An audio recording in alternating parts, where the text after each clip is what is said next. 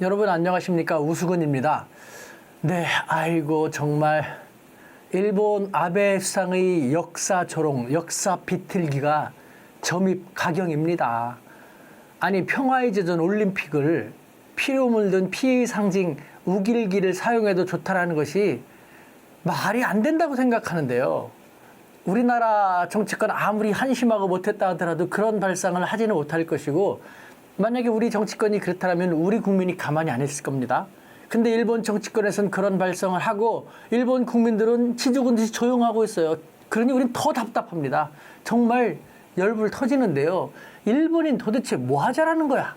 일본 정치권은 그렇다 치더라도요. 그래서 오늘은 한중일 국민성 비교, 도대체 뭐 때문에 일본인들이 이렇게까지 할까라는 것 한번 비교해 볼까 합니다. 첫 번째, 일본은요, 순종적 국민 혹은 외면하는 국민이라고 저는 말하고 싶습니다.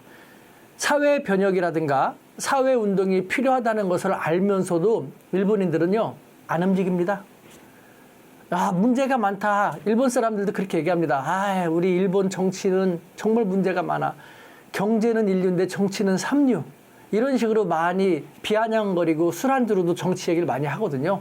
하지만 실제로 나서서 바꾸려고 노력하는 움직임을 보이는 사람들은 매우 적죠. 타닝 막가세라는 말이 있죠. 누군가가 해주겠지. 내가 아니라도 뭐 타인에게 의존하려고 하는, 자기들은 그냥 먹고 살만 하니까 그대로 간다라는. 그러다 보니까 일본 정치권 자기들이 하고 싶은 대로 다 할 수 있지 않습니까? 실제로 이런 비아냥도 있습니다. 전 세계에서 정치하기 가장 편한 나라는 일본일 것이다라는. 왜요? 일본인들이 알더라도 쟤네들은 본래 그러니까 뭐 하면서 무관심으로 방치하다시피 하니까, 방관하니까 정치인들 얼마나 편합니까? 그러니까 정치가 얼마나 편하면은 일본에서는 세습 정치가 상당히 유행하지 않습니까? 세습 정치가 전통 아닌 전통으로 내려오고 있지 않습니까? 그 세습 정치를 바라보는 눈도 우리하고 또 달라요. 우리랑 너무 많이 다르죠? 일본이 그러면 왜 이렇게 됐는가? 역사적으로 유래가 있습니다. 1600년대 토쿠가와 막부 시대 때부터 본격적으로 됐는데요. 그때 그 유교와 불교가 일본식으로 바뀌게 됩니다. 그러니까 유교의 전통에 따라서 뭐든지 자기 직분에 따라서 윗사람한테 충성을 다하고 자기 일만 열심히 해라. 자기 직분에서 최선을 다해서 완벽을 기할 정도로 하게 된다면은 구원받는다, 해탈한다, 부처가 된다라는.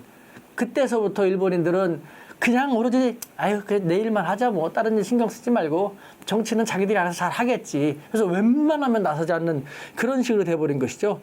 그러다 보니까 정치권은 얼마나 구태의연합니까? 은근 슬쩍하고 대강 넘어가고, 그러니까 자업자득입니다. 정치가 이렇게 점점 부패하고 썩어 빠지고 제대로 안 움직이니까요. 글로벌, 이 격변의 사회, 민첩하게 바뀌고 신속하게 움직여야 되는 이 글로벌 사회에 일본이 잘 안 맞는 거예요. 그러니까 일본 경제가 점점 힘들어지고 도태하게 되고 일본 사회가 암울해지니까 이 극우 정치인들이 횡행해서 내가 일본을 살려내겠다라는 식으로 감언의서를 들고 나오니까 일본인들은 또 거기에 혹해가지고 그런 사람들을 좀 비담아 듣게 되고, 일본 사회는 계속해서 악순환할 수밖에 없는 것이죠. 일본인들이 이제는요, 순종할 땐 순종하지만 그렇지 않을 때는 현실을 직시하는, 그래서 좀 실천하는 그런 모습으로 바뀌지 않는 한 일본 사회도 힘들고 옆 나라 이웃하면서 살고 있는 우리들도 참 힘들게 된다는 것이죠. 자, 그렇다면은 이에 비해서 우리는 어떨까요? 저항적 국민입니다. 저항. 그 다음에 일본은 외면하는 국민, 우리는 직시하고 실천하는 국민입니다. 우리는 중국과 일본에 비해서 사회 변혁이라는 운동에 잘 나섭니다. 정말 잘 나섭니다. 이 근데 현대사만 들어와서 보십시오. 1960년대 4.19 혁명이 있었죠. 1960년에. 그 다음에 1980년에 5.18 민주항쟁이 있었죠. 1987년에 뭐 있었습니까? 60 민주항쟁이 있었죠. 2016년에 광화문 촛불혁명이 있었지 않습니까? 우리는 웬만하면은 그냥 봐주고 정치권에 대해서 한번 인상을 쓰면서 견제를 하지만, 그래도 안 되면은 과감하게 들고 나와서 우리 피플 파워, 국민들의 응집된 힘을 보여주는 것이죠. 그러다 보니까 우리 정치권이 저는 잘한다고 생각하지 않습니다만 일본보다는 낫죠. 제가 일본에 있을 때 일본인들하고 서로 그런 경쟁했습니다. 아유, 한국 정치권이 더 안 좋아. 아니야, 일본 정치권이 더 한심해. 아니야, 한국 정치권이. 아니야, 일본 정치권이. 아니야, 우리 한국 정치권이 더 안 좋다니까. 우리 일본 정치권이 더 한심하다니까. 서로 자기 나라 정치권이 더 못됐다, 한심하다라는 경쟁을 했는데 지금 저는 알죠. 우리 정치권이 그나마 낫다. 그나마 낫다는 겁니다. 그 우리 국민들이 그만큼 나서니까 그렇게 할 수 있는 것이죠. 이와 같은 우리 정치권 혹은 우리 국민들 나서서 변혁을 하기 위해서 움직이는 목소리를 내는 우리 국민들의 모습을 일본인들은요, 너무 거칠다고 생각을 하죠. 자기는 안 움직이지 않습니까? 그런 입장에서 바라볼 때는 성숙하지 못하다, 미개하다.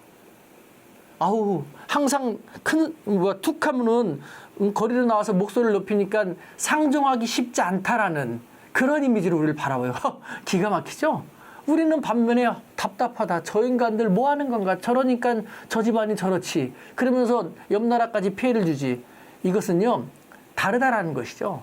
우리 입장에서는 정말 열불 터지고 속상하고 그렇지만 일본인들의 입장에서는 그런 우리를 또 이상하게 바라본다는 것이죠.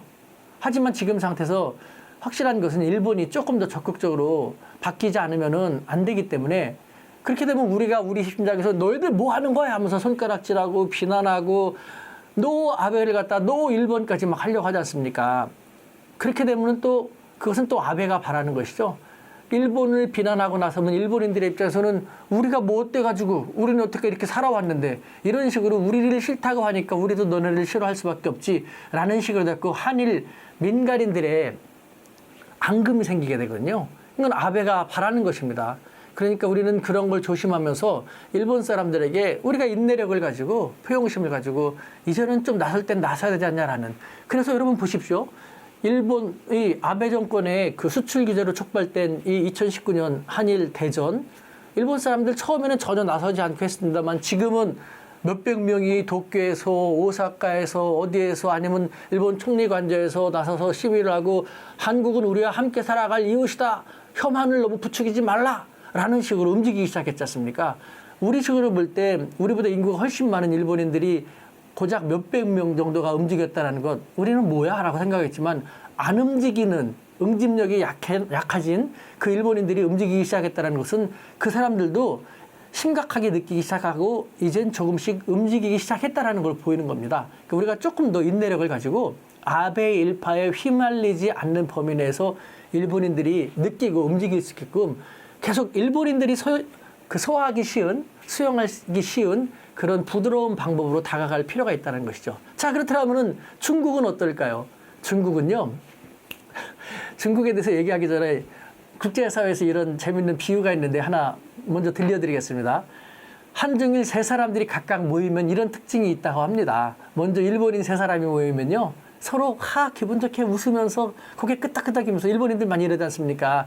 우호적인 관계를 보인다고 합니다. 속으로는 그렇지 않다 하더라도 일본인들 자기 모습 드러내지 않지 않습니까? 그러면서 우호적인 모습을 보이면서 막 대화를 하는데 한국인들 세 명이 모이면요, 얘기하다가 조금 이따 씩씩거리면 서로 싸우려고 한답니다. 한국인들은 서로 자기 주장이 강하니까 서로 분열되고 막 싸우려고 하는 그런 모습을 보인다고 하고요.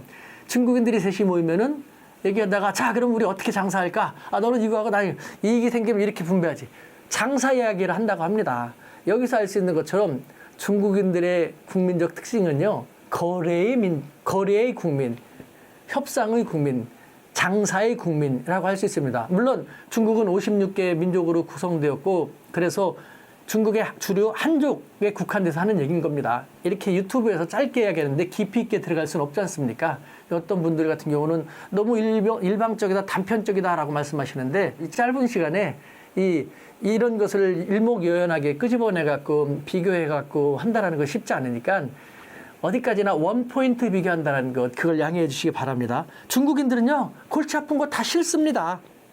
오로지 재물, 돈입니다. 정말 부자가 되면은 내가 재물만 많으면은 어디 가서 편히 지낼 수 있고 또 내 왕국처럼 꾸며서 지낼 수 있는데 골치 아프게 내가 왜 정치를 생각하고 다른 걸 생각하고 사회 부조리를 생각해. 나만 잘 살면 되지라는 이기주의가 되게 심각하고 물질주의가 되게 심각한 것이 중국인 것이죠. 이것은 중국의 가혹한 역사 발전에서 기인됐는데요. 나중에 분명히 이런 얘기는 다시 또 언급하겠습니다만 중국은 늘 싸움, 다툼, 분쟁, 전쟁이 있었습니다. 언제 누군가에 의해서 또 당할지 모르기 때문에 나를 지키는 것이 중요했죠. 그래서 개인주의가 발달할 수밖에 없었고 나를 지키려면 내가 힘이 없으면 내가 갖고 있는 금은보화를 가지고 나보다 힘센 사람이 나타나면 그걸 주면서 보호를 받고 또 뇌물을 받아서 또 보호받는 그런 식으로 해야 됐기 때문에 중국 사람들은 필연적으로 남들보다도 더 재물, 돈 할 수밖에 없었거든요. 그런 말도 있지 않습니까? 유대인들보다도 상술이 더 뛰어난 것은 중국인들이다는. 실제로 중국은 당당하게 돈 버는 것을 아무렇지도 않게 생각합니다. 우리 같은 경우는 새해 복 많이 받으세요 하죠. 복 많이 받으세요 하죠. 근데 중국 같은 경우는요. 복이 아닙니다. 중국인들의 특징을 잘 나타내는 것인데 신년 꽁시파차이 신년 콩시파차이라고 하는데 새해 돈 많이 버세요 라는 뜻입니다. 새해 인사로 당당하게 새해는 돈 많이 버세요 라고 할 정도로 돈벌이, 거래에 능한 사람들이 중국인들입니다. 이처럼 한중일 삼국은요. 많이 다릅니다. 가까이 있으니까 유사한 것도 많지만 이렇게 다른 점도 많거든요. 그래서요, 우리가 열불 터지더라도, 아우, 일본인들 왜 그래? 아우, 중국 저 인간들 도대체 왜 그래? 라고만 생각하지 마시고, 그 사람들의 입장에 서서 역지사지 해보면은 우리가 화날 일도 줄어들게 되고, 그러면 저 사람들에게 조금 더 다가가서 저 사람들을 조금 더 잘 활용하면서 윈윈을 유도할 수 있게 됩니다. 우리는 지혜로운 한민족입니다. 우리가 지혜롭게 중국과 일본을 더 잘 알고 잘 활용했으면 좋겠습니다. 오늘은 이것으로 마치겠습니다. 짜이젠 사요나라 감사합니다.